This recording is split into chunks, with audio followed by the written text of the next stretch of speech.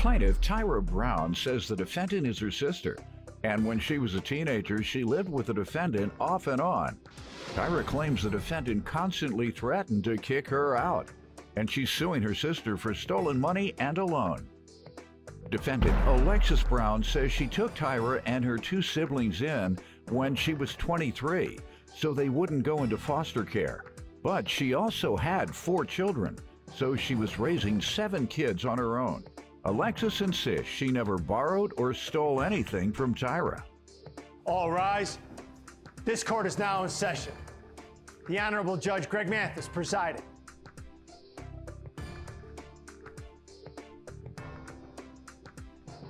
You may now be seated. Start with you. Okay, Alexis and I are sisters. We grew up with our grandparents up until they were unable to take care of us, and then that's when I moved in with her. I lived with her off and on for about 6 or 7 years, and in between that time, like the time living with her, just to say the least, my sister is a very big drama queen. So what type of things would happen? If she would get mad at somebody, she would take it out on us. Like, you know, anybody who wasn't her kid, she would make us leave, or, you know, just threaten to put us out, tell us that we got to go, tell us we got to find our mom, because our parents weren't in our life, you know, like talking about it. Mm-hmm. So that's what we dealt with that off and on for, like I said, for about 6 or 7 years. She would throw up in your face that you all didn't have parents, right, and threaten to put you out. Right. Okay, go ahead.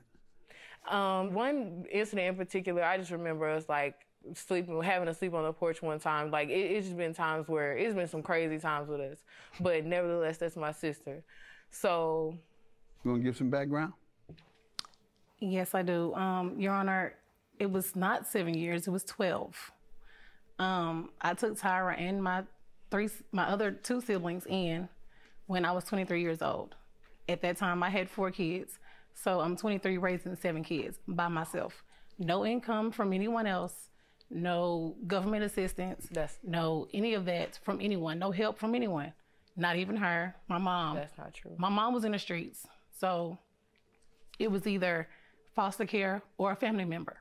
At that point, I was the only one who stood up and said, these kids can come live with me. And as far as putting them out, I never put them out. When they would disrespect me, I would let them know, this is something I don't have to do for you. But I did it because I would rather see them in a stable home than no home. Sleeping on the porch, that was her doing. If she came in my house at 1 o'clock in the morning, of course, my doors are locked. At this point, you're a teenager. If I set rules for my household, abide by those rules. The same rules I had for my kids, I had for her and my siblings. I looked at Tyra as being one of my kids, and I raised her with my kids like one of my kids. Every time I did for my kids, I did for Tyra. Every time I did for my brothers and my kids, I did for Tyra. I was up and down, back and forth. School activities, I did that. That's not true. Everything you said sounds fine, with the exception of you telling them, throwing up in their face, I don't have to do this. Y'all here because of this. I'm taking care of y'all, and I don't have to do that. That's not something you want to tell children. I know you were young, and hopefully, if you reflect back, you wouldn't have done it, or you won't do it in the future. Don't tell children that. That sticks with them. As you see, it sticks with her and the others that heard it. They think their mother is still like Mother Mary. They don't care about no dope. They don't care about any of that, or whatever the street life she's affected by. That's mama to them. Thank you, big sister, for taking care of us, but we love our mama to death. I had to take care of a relative, and she loved her daddy. Didn't know her mother, but and still loves her daddy to death. Every time he go in rehab, when my daddy coming out? Time he come out of rehab, I want to move with my daddy. For years and years and years. And we would never talk against him, because that wouldn't be right. We would never say, well, your daddy is this, that, and the other. We had troubles with her because of the environment he had her in. But it was never throwing anything up in her face. It was, your daddy's all right with us. He's a good man. He's trying to get it together. Yeah, we love your daddy too. When she acted up, which was a lot, wasn't, we didn't try to throw that up in her face. That would have been turning her against her dad. Don't do that. All right, but I'm glad to hear you took him in and helped raise him. That's admirable. Most people wouldn't. Most people wouldn't. Most people wouldn't.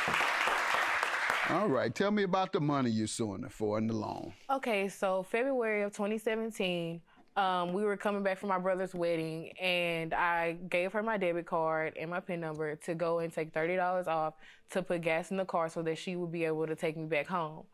After giving her the card, she goes and puts the gas in the car and comes back and she said, well, I called your card and there's more on the card than what you told me was on the card. I just need to borrow this $2,500 to get myself back together, get back on my feet, which was fine. But when I went to the bank to get the money for her, while we were standing in the bank, I let her know, I was like, I need this back. I was supposed to use this money to get a car. I need this money back. And she was like, I assure you, you're going to get your money back next week. You're going to get your money back next week. I promise you're going to, I'm getting my tax return. You're going to get your money back. I started a job. I started my job. And I got my taxes. I got my job lined up. You're going to get your money back one way or another. So I give her the money.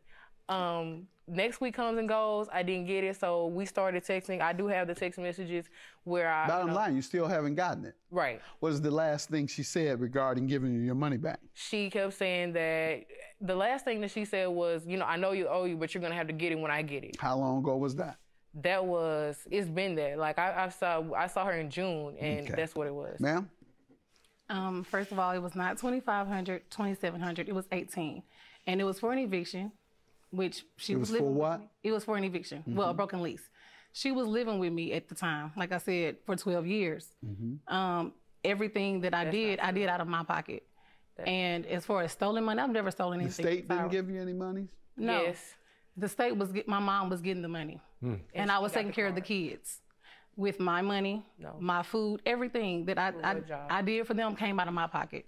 When Tyra got a job, I did not charge her rent. I did not charge her utilities. I didn't charge her anything at this point. But I thought the caretakers for foster children receive money. I wasn't a foster parent.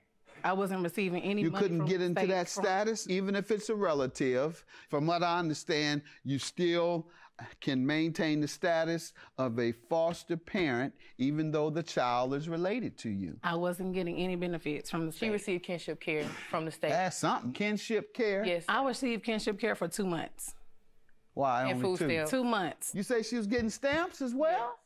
Yes, she sir. said Not for you or Bud and Zach. I was only getting stamps for me and my kids. The money, did you ever agree to repay her the money? No, I did not. And the money that she gave me, it was a gift. Okay. And it was because I was in a situation and she was living with me. I couldn't provide at this time. I know, but she said it was a gift. She told you didn't have to pay her back. She never said anything like, I told her I needed help and she helped me. No, she never said anything. She never said, okay. Ma'am? Yeah, I have my text message right here. But on top of that $2,500 that I gave her for a loan, when she had the $30 to go get the gas, she went to 2 separate ATMs, which I have my ATM statements here. I have it highlighted. The $30 on top of the $30, she went to 2 separate ATMs and got out a total of $220. That's why it's $2,720 because we just need to get past this very basic lie that somebody's telling, period. You said you don't have to pay a dime. First, the top message is me. That second message is her. You keep saying that, and at first it was the 28th, and the taxes would be nice. I'm not going to wait all year for my money. April 13th is 2 months, and you're cut off. And I just started Friday. This is you. I didn't know I had to wait. I'm waiting on all kinds of money just like you. But okay, and yes, it was your money, but you forgot to get an attitude like I'm out here spending money. Don't forget about all the many times I helped you. Here you go, throwing it up in her face again with no paybacks. But like I said, okay, anything else from you, ma'am? I didn't think so. Judgment for the plaintiff is clear what happened. Have a good thing. I don't want our relationship, now that we have children involved, along with my nieces and nephews, along with my 2 children that I have, I don't want us to, that to cause a rift between us because our children need each other. Like, we see that we don't have a strong family bond, and I do want our family for us to get past this, for our family to actually be a family and not people that be around. I feel the same way, but if that was the case, we wouldn't even be here. Because like I said, I took care of her for 12 years with my own money. So whatever happens at this point, she wasn't worried about nieces and nephews then, don't worry about them now.